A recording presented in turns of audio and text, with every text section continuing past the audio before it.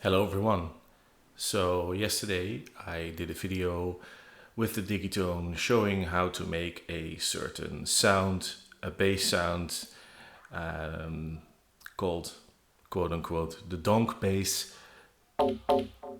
typical housey sort of bass sound also used in techno, typical FM sound, and I tried to show how I did that, but the one thing I didn't do is give a really good view of the Digitone's screen.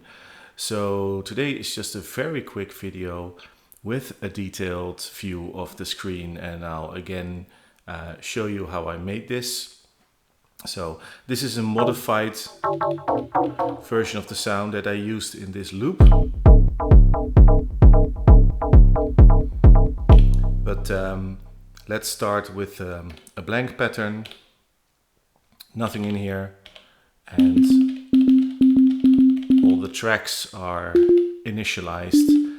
Basically they are just a sine wave. So let's dive into the synth settings on the Digitone. First off, the algorithm. There are 8 algorithms. That's the wrong dial. This is the one. 1 through 8. I just kept it on algorithm 1. Then the mix parameter here, which lets you choose between the X and Y output. That's set all the way to X. So it's just operator C that is providing the sound. Both B operators, or actually the second one, is going to Y. That's not heard. So it's C and it's being modulated by A. And that is the big thing here. And here we have the ratios of A, B, and C. So the ratio of C means 1 means that it just plays the note that you put into it. And for A, I changed the scale to adjusting the wrong one here. Sorry about that. For A, I changed the scale to 2. No change. Why? Because A is actually not yet modulating B.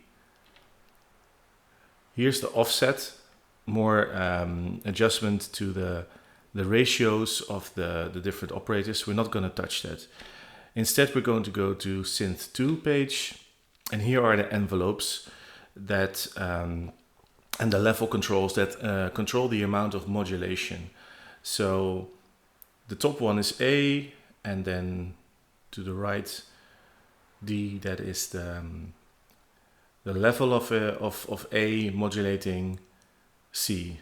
You can still see the algorithm here, right? It's A going into C. So now we have a different tone. So this controls the amount of modulation, changes the character. So that's cool. That's the FM part in FM synthesis. But now what we need is that modulation to change over time.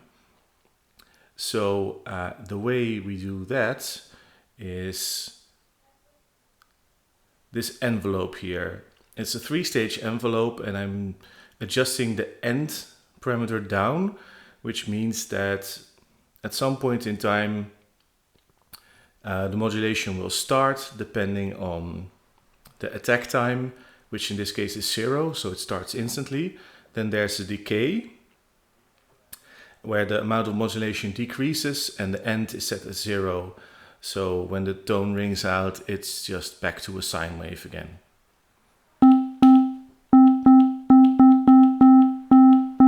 And now playing with the decay time,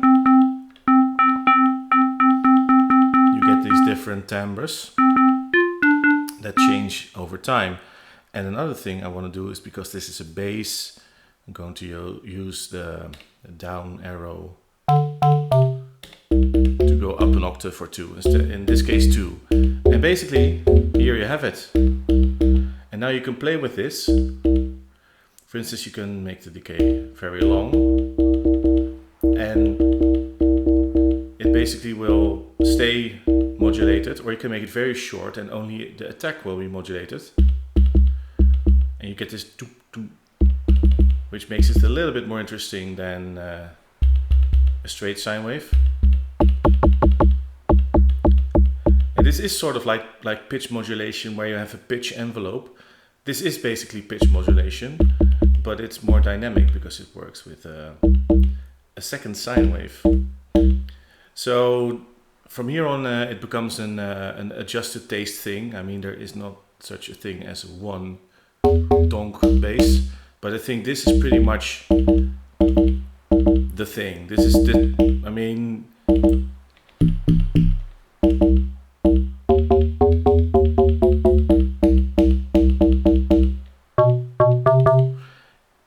that's that housey bass sound. So really, it's very simple. It's a single operator, the carrier C, modulated by another operator A, with an envelope, ratio set to 2. So what happens if we change the ratio? Well, we get different harmonics. So this is cool. I think, this is probably what most people would be looking for if they want that housey FM bass sound. But, we can go crazy with this for more metallic type inharmonic sort of sounds.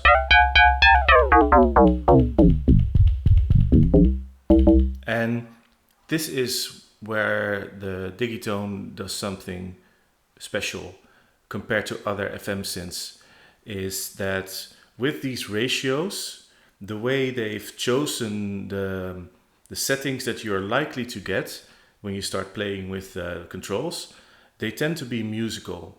And with other FM synths, this typically has been a very big problem, is that it's difficult to find good musical sounds because you get these very strange harmonics and there's this huge realm of sonic possibilities and it's hard to find the sweet spots. And with this, they've made it easy to find the sweet spots. You can still go deep, you can still mess it up completely.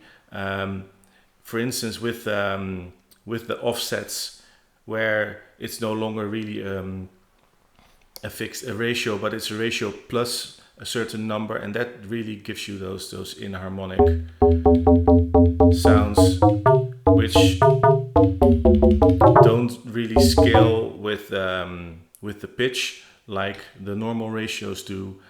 You can go with feedback,